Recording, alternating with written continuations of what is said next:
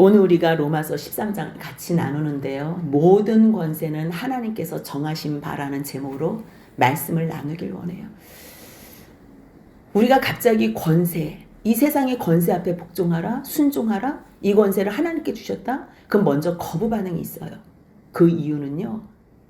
이 세상의 권세가 하나님의 말씀 앞에서 그 뜻 안에 순종하지 않기 때문에 첫 번째로는. 그리고 두 번째로는 우리 가운데도 모든 권세에 거역하는 영이 있기 때문이에요. 그래서 이러한 하나님의 말씀을 들으면 먼저 반항심부터 거부감부터 생겨요. 그런데 우리가 지금 계속 수주 동안 같이 보는 말씀 가운데 이미 벌써 1장부터 11장까지의 내용은 다 봤고요. 하나님의 복음, 바울이 그 하나님의 구원의 복음을 깨닫고서 아직 가보지도 못하고 얼굴도 마주하지 않은 로마에 있는 성도들에게 편지하는 글이에요. 그들이 복음은 들었는데 이것이 정리가 잘 안 됐다는 소식을 듣고서 그래서 편지를 조목조목 복음이 무엇인가? 하나님의 복음이 무엇이고 그 복음이 하나님의 의로 말미암아 우리가 구원을 받아서 하나님의 나라에 영원히 하나님의 통치 가운데 사는 건데 누구로 말미암아 우리가 구원을 받고 하나님께서 준비하신 의는 도대체 누구이며 무엇인가? 그것이 바로 예수 그리스도라는 거예요. 예수 그리스도. 우리는 우리가 뭔가 잘해서 하나님 나라에 가는 줄 알아요. 우리가 뭔가 하나님 앞을 섬겨서 하나님을 섬기고 뭔가 하나님을 위해서 뭔가 해서 나의 의로 하나님 앞에 서는 줄 알아요. 아니라는 거예요. 아니라는 거예요. 유대인이나 헬라인이나 이방인이나 이 세상의 모든 사람들은 죄인이라는 거예요. 모든 사람이 죄인이기 때문에 하나님의 영광에 이를 수 없다는 거예요. 근데 이루지 못한 걸로 끝난다면 하나님께서 왜 바울을 세워서 말씀을 증거케 하시고 하나님께서 왜 계속 돌아오라고 말씀하시겠어요? 하나님은 이미 벌써 다 끝낸 사건이 계신 거예요. 하나님 쪽에서 대안이 계신 거예요. 그 대안이 누구라는 거예요? 예수 그리스도로 말미암은 속량이에요. 예수 그리스도로 말미암은 구원의 은총이에요. 그 은혜를 이미 벌써 하나님은 모든 백성들에게 이 세상을 이처럼 사랑하사 독생자를 주신 거예요. 이미 벌써 다 끝난 일이에요. 하나님은 이 말씀하셨다 저 말씀하셨다 아니에요. 모든 세상의 사람들을 위해서 죄인 중에 죄인들, 죄인 중에 괴수인 우리 같은 사람들을 위해서 주님은 그 죄인까지도 다 품고 용서하시고 속량할 수 있는 예수 그리스도를 이 땅에 선물로 보내주신 거예요. 그 선물이 우리를 구원하신 유일한 생명이고 유일한 길이고 유일한 진리고 유일한 의고 유일한 하나님의 구속의 은총인 것을 안다면 우리는 하나님 앞에 찬양할 수밖에 없는 거예요. 그 찬양이 뭐예요? 바로 예배예요. 이 예배. 그렇기 때문에 12장에서는 뭘 말씀하세요? 너희들이 하나님의 크신 사랑을 깨달았니? 나는 하나님의 크신 자비하심을 알기 때문에 예배가 얼마나 중요한지 너희들을 지금 예배로 권하고 있다. 너희의 이 몸을 하나님께서 가장 기뻐하시는 거룩한 산 제물로 드려라. 그것이 바로 영적 예배야. 영적 예배. 그렇다면 우리가 그걸 다 깨달아 알지 못해요. 그래서 예배로 오는 거예요. 예배로. 그러면 이 예배 가운데 주님께서 우리를 새롭게 변화시켜 주신다는 거예요. 그래서 우리가 이 세상 세속에 물들지 않고 이 세상 방법 따라가지 않고 마음이 새롭게 변화를 받는 거예요. 그래서 내가 먼저 변화를 받아. 내가 변화를 받아서 하나님의 온전하신 뜻을 알게 되는 거예요. 전에는 다 나한테만 관심이 있었는데요. 하나님의 그 선하시고 기뻐하시고 온전하신 뜻은 하나님께서 각 사람에게 주신 분량이 있구나. 각 사람에게 주신 달란트와 은사가 있구나. 우리는 모두가 모여서 하나가 되는구나. 그래서 주님께서는 저 사람에게는 저러한 은사로 또 이 사람에게는 이러한 은사로 우리가 하나로 모일 때 그리스도 안에서 한 몸이 될 때에만 온전함으로 나아갈 수 있구나. 이걸 깨닫게 되는 거예요. 그래서 하나님께서 최초로 세우신 가족 공동체, 그 가족을 통해서 하나님의 사랑을 배우게 되는 거예요. 부모님의 사랑을 통해서 하나님의 사랑을 배우게 되고 아내와 남편의 사랑을 통해서 그리스도 안에서 한 몸의 사랑을 깨닫게 되고 그리고 자녀들을 사랑하면서 끊임없이 사랑하고 끊임없이 베풀어주는 그 사랑을 하나님의 사랑임을 깨닫게 되는 거예요. 예배 가운데 깨닫는 거예요. 예배 가운데.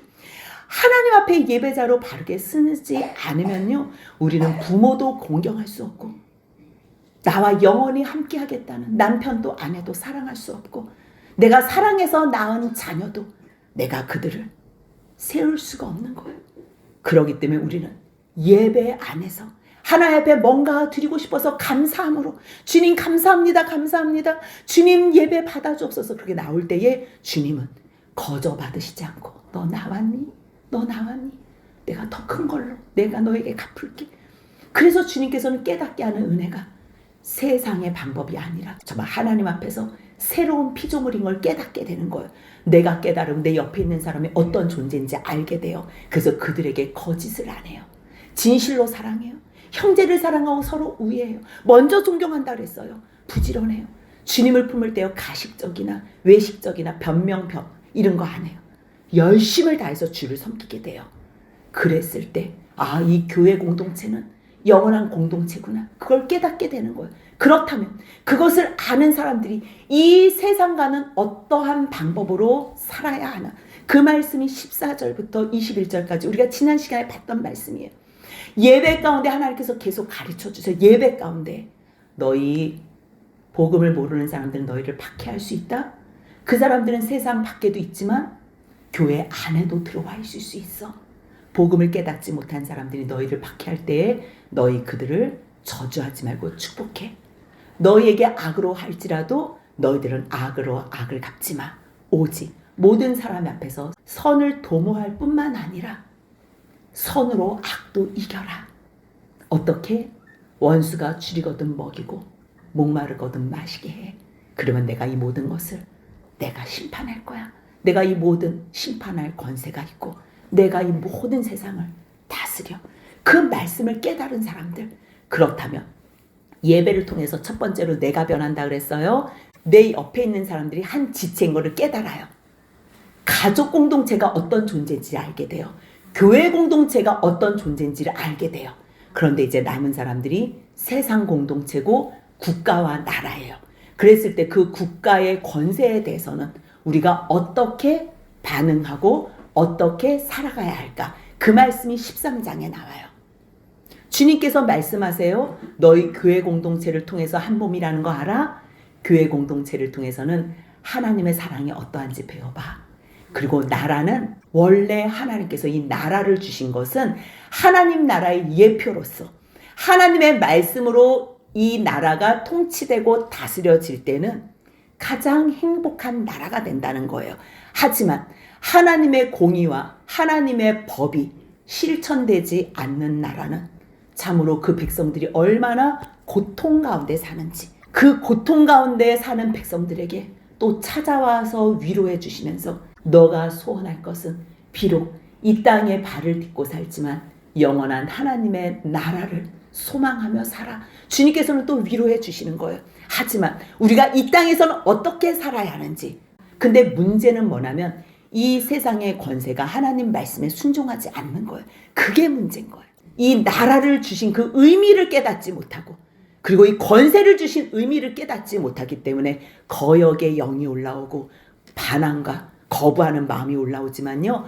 원래 하나님께서 이 나라를 주신 것은 하나님 나라의 예표로서 하나님의 말씀으로 이 나라가 통치되고 다스려질 때 주님이 바울을 통해서 말씀해 주세요. 그 말씀이 1절이에요. 같이 한번 읽겠습니다. 각 사람은 위에 있는 권세들에게 복종하라. 권세는 하나님으로부터 나지 않음이 없나니 모든 권세는 다 하나님께서 정하신 바라. 이 말씀을 읽는 로마에 계신 성도님들은요, 즉 로마는요 이방신들을 섬겨요. 로마는 아직 예수님을 받아들이거나 인정하지 않았어요. 가이사를 주라고 고백하지 않는 사람들은요 화형에 처이고 사자의 밥으로 죽게 하고, 로마가 지금 가이사, 자기가 황제로 섬기는 그 신 외에는 다른 신을 섬겨? 이거는 허락이 있을 수가 없는 거예요. 근데 그러한 상황 가운데서 하나님과 예수 그리스도를 주로 고백하는 성도로서 어떻게 살아야 하는지 고민되는 로마에 있는 주님의 백성들에게 주님은 말씀하세요. 이 나라도 이 권세도 내가 세웠다. 내가 허용했다. 저들이 지금 내 말에 순종하지 않아서 거역하는 것뿐이지. 하지만 나는 저 악도 내 나라를 위해서 거룩하고 아름답게 사용할 것이다. 내가 허용했다. 주님께서 기쁘게 허락은 안 해요. 하지만 그들의 그 모든 악도 주님은 그 가운데서도 내 백성들이 어떻게 이 모든 악을 이기면서 하나님의 나라를 소망하고 견디는지 주님은 그 모든 시간을 만드시겠다고 말씀을 하시고 이 모든 상황을 허용하시는 거예요. 권세들에게 복종하래요. 그 권세는 하나님으로부터 나지 않음이 없다는 거예요. 우리들은요, 무정부를 원하는 사람이 있어요. 권세를 거역하는 사람 아니에요. 모든 권세는 하나님께로부터 나온 거고요. 나라도 그때그때마다 세대마다 다 하나님께서 세우세요. 한 나라가 다시 부흥이 되고 한 나라가 멸망이 되고 다시 멸망이 되면 또 한 나라를 세우시고, 아수르가 그렇게 큰 나라가 바벨론에 의해서 멸망당할 걸 아무도 몰랐어요. 그 큰 바벨론이 메데아 바사에게 멸망당할 거 몰랐어요. 그 큰 메데아 바사가 헬라에게 멸망당할 거 어느 누구도 생각하지 못해요. 하지만 하나님이 이 모든 나라를, 세상 열방을 다스린다는 걸 가르쳐주기 위해서 내가 세울 거야. 하지만 그들이 나를 섬기지 않는다면, 나를 경외하지 않는다면 나는 그 나라를 멸할 거야. 그래서 세상의 나라는 다 멸망당하고 없어지고 사라져요. 근데 유일하게 수천 년 동안 존재하는 나라가 있어요. 그 나라가 어떤 나라예요? 이스라엘. 이스라엘. 하나님께서 세우신 나라. 그 나라는요, 우리나라의 강원도 땅만 해요. 아주 작아요. 하지만 주님께서 그 나라, 그 땅에 약속하셨어요. 이 땅은 내가 내 백성에게 준 나라다. 내 땅이다.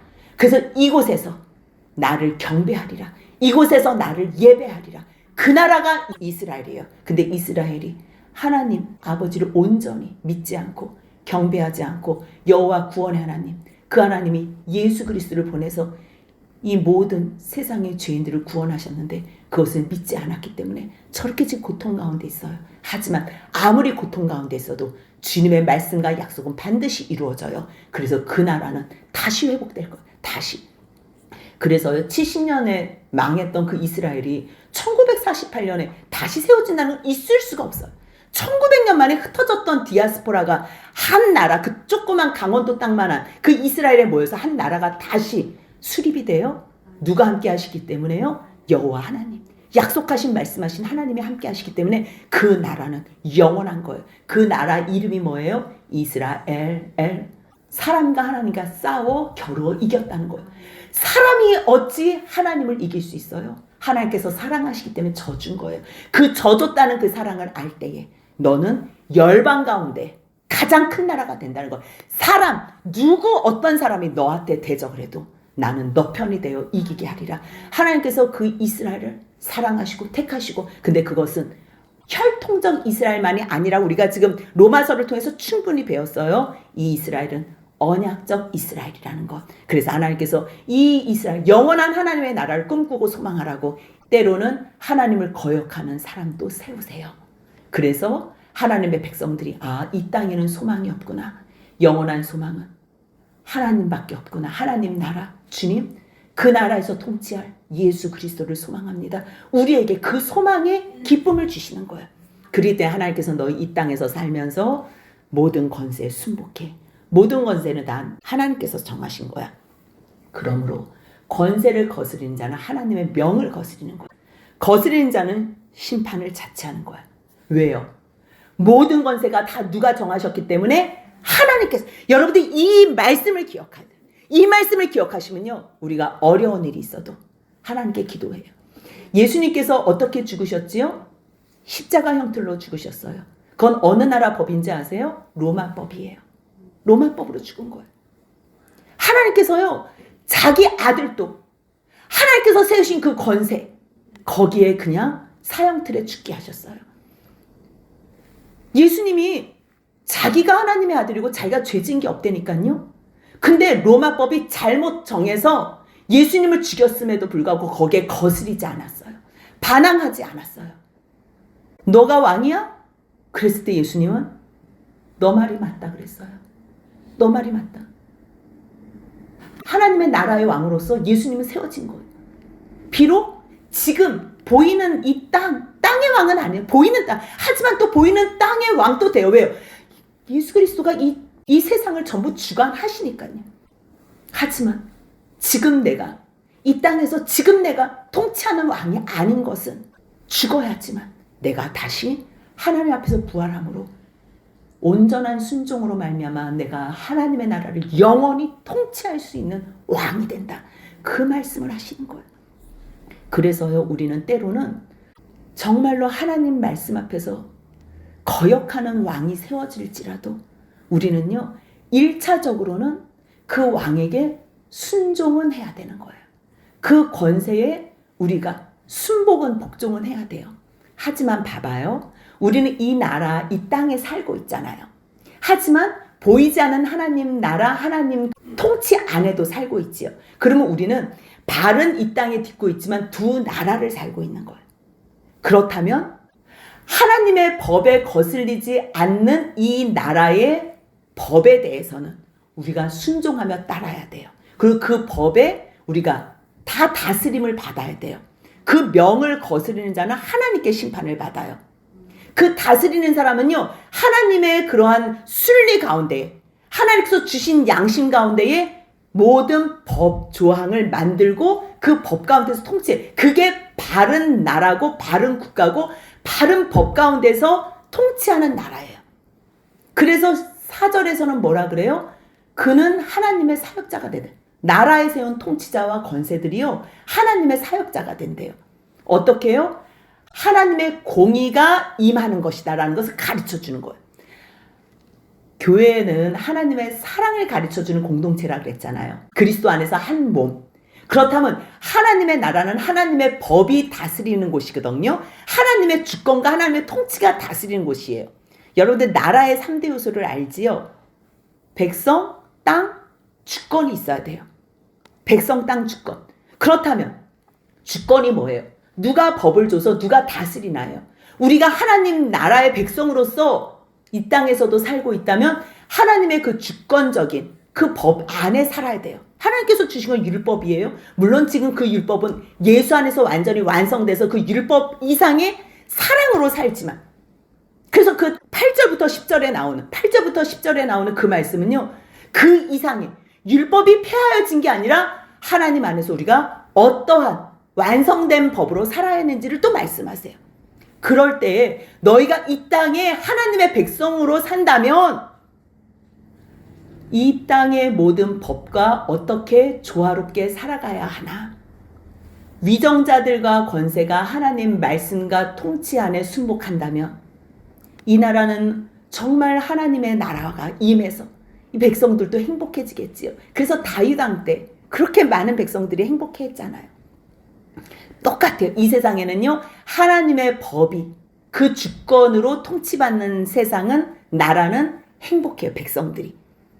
그래서 하나님의 사역자가 돼서 그 통치자들도 권세들도 동력하는 거예요.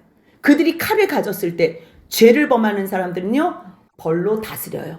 왜요? 나라는 하나님의 법으로 살아가는 백성들의 모임이기 때문이에요. 그래서 하나님께서 세우신 기관이 있다면 첫 번째로는 가정이고요, 그리고 교회고요, 나라예요. 국가. 그래서 이거는요, 세 가지는 정말 중요해요. 그런데 이 세 가지가 결국은 그리스도 안에서 하나가 되는 거지요. 가정도 그리스도 안에서 몸이 되고요, 이 나라도 그리스도가 교회의 머리가 되시고 우리가 그 몸이 돼서 영원히 하나님과 함께 통치하며 왕노릇하는 거예요. 그렇기 때문에 가정과 교회와 나라가 우리들이 지금 다 분리가 돼 있는데, 이 분리된 거는 이 땅에서 하나님의 나라가 어떤 곳인지 여러 가지 환경을 통해서 배워가는 거예요. 이 땅은 모형이에요. 그림자와 같은 거예요. 잠깐 예표예요. 예표. 하나님의 나라를 예표하고 하나님 나라에 잠깐 배우는 거예요. 실습. 그래서 가정에서는 사랑하고 헌신하고, 그리고 이 교회 공동체에서는 그리스도의 사랑, 그 십자가의 사랑이 얼마나 큰지를 배우는 거고, 그래서 서로 먼저 접대하고 서로 먼저 섬기고 서로 이렇게 사랑을 하는 거라면 나라라는 기관, 이 나라의 공동체는 물론 하나님 나라에서는 우리가 영원히 하나가 될 텐데 이 땅에서는 공의로서 이 땅에서 어떻게 살아야 되는지, 죄 지으면 어떠한 벌을 받고 악을 행하면 어떠한 진노하심으로 보응을 받는지 그것을 배우는 거예요. 그래서 어차피 이 보여지는 땅에 사는 사람도요, 복종을 해야 돼요. 사람을 가해했어요? 그 가해한 것에 대해서 벌을 받아야 돼요. 근데 그 진노와 벌 때문에 우리가 복종하지 말고 너희 정말 하나님의 뜻을 이루고 살라 그러면 구원받은 백성처럼 양심을 따라 살아야 돼. 그러면서 이 땅에서 행해야 될 의무를 얘기해. 의무. 하나님께서 세우신 나라기 때문에, 하나님께서 세우신 권세기 때문에 그들이 하나님의 일꾼이라는 거 기억해. 그들이 하나님을 위해서 늘 힘쓴다는 거 기억해. 만약에 그들이 하나님의 나라와 하나님의 뜻을 위해서 힘쓰지 않는다면 내가 심판해. 너희 원수 갚지 마. 너희가 권세에 순복을 할 때 조세에 대해서, 관세에 대해서 받을 사람에게 줘야 돼. 이 얘기를 할 거. 이 말씀이 이제 6절, 7절에 이어 있는데요. 너희가 조세를 바치는 거, 세금 바치는 거 있잖아요. 그 모든 것도 하나님께서 이 나라에 평강을 주시기 위해서 너희가 잘 살아갈 수 있게 허락한 거니까 너희가 마음껏 다 정직하게 드려. 그래서 조세를 받을 자에게 조세 바치고 관세 받을 자에게 관세 바치고 두려워할 자를 두려워하며 존경할 자를. 이 말씀. 하나님의 뜻 안에서 통치하는 백성과 권세라면 그들을 두려워하기도 하고 존경해야 돼요. 하지만 그들이 하나님을 거역하는 사람이라면 우리는 그들보다 누구를 더 두려워야 돼요? 하나님을. 하나님도 두렵고 권세도 두려워요. 그러면 우리가 두 가지 중에서 누구를 더 두려워야 돼요? 하나님을. 하나님도 존경해야 되고 우리가 권세도 존경해야 돼요. 그렇다면 배치되거나 대치될 때는 어떻게 해요? 우리들은 두려워할 자인 하나님을 더 두려워해야 되고 존경할 자인 하나님을 더 존경해야 된다는 말이에요. 그래서 7절까지는 하나님께서 세우신 권세 앞에서 어떻게 해야 되나? 그렇다면 하나님 이 세상의 법하고 우리가 대치될 때는 어떻게 하지요? 어떻게 하지요? 그러면 우리가 하나님께서 주신 율법이 있는데 또 예수님께서 주신 새 계명이 있는데 이것을 어떻게 우리가 조화롭게 살아갈 수 있지요? 그래서 그 말씀이 8절부터 나와요. 너희 사랑의 빛 외에는 아무 빛도 지지 마. 다 사랑으로 해. 사랑으로. 남을 사랑하는 자는 율법을 다 이룬 거야. 너희가 권세에게 복종하는 게 무엇 때문에 해? 두려워서 해? 아니면 사랑해서 해? 너희가 옆에 있는 사람들에게 어떠한 법을 행할 때 너희가 두려워서 해? 사랑해서 해? 두려워서 하는 거는 율법이고 사랑해서 하는 거는 예수 그리스도의 십자가의 사랑이 이미 벌써 너희 가운데 임한 거야. 너희가 간음하니? 너희가 살인하니? 도둑질하니? 탐내니? 너희 그거 벌 받을까봐 징계받을까봐 무서워서 안 해? 그러지 마. 너희 이웃을 사랑한다면 너희들은 이러한 죄를 지라 그래도 지을 수가 없을 거야. 하나님을 사랑하는 사람은 이웃을 사랑할 수밖에 없어. 그래서 이 모든 계명들, 법들, 뭐 작은 어떠한 준법이라도 내 이웃을 내 자신과 같이 사랑하라 하신 그 말씀 안에 다 들어가 있는 거야. 그래서 10절 같이 있습니다. 사랑은 이웃에게 악을 행하지 아니하나니 그러므로 사랑은 율법의 완성이니라. 아멘. 하나님 사랑해요. 하나님 사랑해요. 저는 이웃도 사랑해요. 그러면서 간음해. 하나님 사랑해요. 저 이웃도 사랑해요. 그러면서 살인해. 미워해. 탐심을 부려. 그게 사랑이에요? 그거는 가증된 사람이에요. 그 사람은 거짓을 밥 먹듯이 그런 삶을 사는 사람이에요. 위선적인 사람이에요. 정말 하나님을 사랑한다면요, 이웃에게 악을 행하지 않아요. 이웃이 더 하나님의 말씀 앞에서 잘 살아갈 수 있도록 도와주는 역할을 해요. 그럴 때 너희가 권세 안에서 순복하고 그 권세에 순복하는 동안에 혹시나 어떤 법 가운데 너희가 마음이 불편하다면 그것을 두려워하기 때문에 어떠한 법을 행하지 말고 오직 사랑으로만 행해봐. 그러면 이 사랑은 모든 율법의 완성이 돼. 그 말씀 10절까지 해주는 거예요. 그렇다면 권세 앞에서 우리가 어떻게 살아야 할지, 그리고 또 나라의 법과 하나님의 법이 대치될 때 우리는 어떠한 마음과 태도로 살아가야 될지를 말씀하셨다면, 이제 11절부터 14절까지는요. 이 땅의 시간 속에서 사는 우리가 영원한 그날을 기다리면서 어떻게 살아야 하는지, 어떻게 살아야 하는지. 뭐래요? 너희 이 시기 알지? 이 시기는 자다가 깰 때가 된 거야. 자다가는 우리가 과거에 이 말씀을 몰랐을 때요. 죽음으로써 이 세상의 종노릇하면서 살았던 삶을 잠잤다고 표현해요. 하지만 너희가 새롭게 이제는 깰 때가 됐지? 아이고 벌써 됐네? 벌써 됐어. 이제 지금 이렇게 깰 때가 된 이 상황은 우리가 처음 구원을 믿을 때보다 더 가까워졌잖아. 그러니까 우리가 어떻게 해야 돼? 밤이 깊고 이제는 낮이 곧 가까워졌어. 새벽에 광명의 빛이 이제 막 더 구원의 빛도 가까워졌고, 이제 하나님께서 우리에게 주시는 그 영이, 그 나라가 우리에게 완전히 임해서 한 걸음이면 가. 그러면 어떻게 해야 되니? 그러기 때문에, 그러므로 우리가 어둠의 일을 이제 벗자. 죄악된 삶을 벗자. 그리고 빛의 갑옷을 입자. 이 빛의 갑옷을 입는 게 어떤 삶이에요? 13절 14절 같이 있습니다. 낮에와 같이 단정히 행하고 방탕하거나 술 취하지 말며 음란하거나 호색하지 말며 다투거나 시기하지 말고 오직 주 예수 그리스도로 옷 입고 정욕을 위하여 육신의 일을 도모하지 말라. 아멘. 아멘. 영적 예배를 드리는 사람들, 처음부터 누가 영적 예배를 드릴 줄 알겠어요? 하나님의 그 사랑과 그 성도들의 사랑이 고마워서 예배를 오다 보면 하나님 앞에 영적 예배자로 서게 되는 거예요.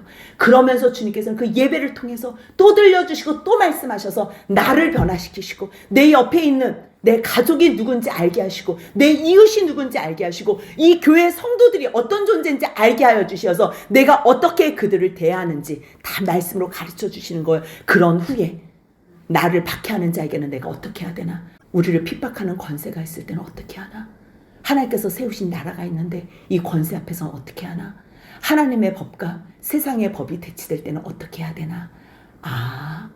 진정한 사랑으로만 우리가 이 모든 일들을 행할 때에 율법을 완성하는 게 되는구나. 그렇다면 우리가 어떻게 살아야 되지? 이 시간을 초월해서 살지만 우리는 이 시간 속에서 사는 사람이라는 것. 허상을 사는 게 아니에요. 이 시간을 아끼면서 낮에와 같이 단정히 정신 차리고 사는 거예요. 정신 차리고. 그리고 예수 그리스도 옷 입는 거. 그 옷은 어떤 옷이에요? 의의 옷이에요. 사랑의 옷이고요. 용서의 옷이고요. 정말 자비의 옷이고요. 우리를 구원하신 은혜의 옷이에요.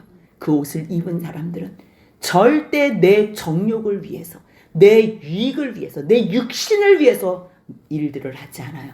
오직 하나님의 말씀 앞에서 하나님을 사랑함으로 내 옆에 있는 사람들의 유익을 위해서, 성도들을 위해서, 구원받을 사람들을 위해서 산다는 것.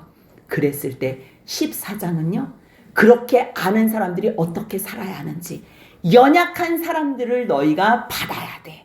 받아야 돼. 그 말씀을 했다면 15장에서는 너희 믿음 강해? 강하다고 생각하면 너희들 믿음 약한 사람들 약점을 담당해라. 그렇게 주님께서는 한 장 한 장을 얼마나 자세하게 말씀하시는지 몰라요. 오늘도 쉼이 있는 우리 교회 이 귀한 말씀을 해주시는 하나님 앞에서 우리가 그 구원의 은혜, 하나님의 의대신 예수 그리스도를 선물로 받았다면 이제 내 마음이 변화를 받아서 하나님 앞에서 온전하고 기뻐하시고 정말 하나님의 그 기대하시는 그 뜻이 무엇인지 깨달아 알아서 그리스도 안에서 한 몸이 되고, 그리고 권세 앞에서 순종하고, 우리가 대치되는 어떠한 어려움을 당했을 때 모든 것을 사랑으로 해석하고 사랑으로 우리가 모든 사람들을 그렇게 존귀히 대해준다면 그것은 율법을 완성하고 율법이 마침이 됐다는 것. 그랬을 때 연약한 사람들도 보호해주고 세우고 받아주고, 그리고 우리가 믿음이 강한 사람이라면 더 그들을 위해서 헌신하고 섬긴다면 그 사람이 바로 주님의 자녀고 빛의 자녀이고 그리스도의 장성한 분량까지 이른 자들이고 아버지의 딸로서 아들로서 사는 주님의 자녀라는 거 기억하시면서 그 복을 이제부터 영원까지 누리시는 주님의 백성들이 되시길 주님의 이름으로 축복합니다. 아멘.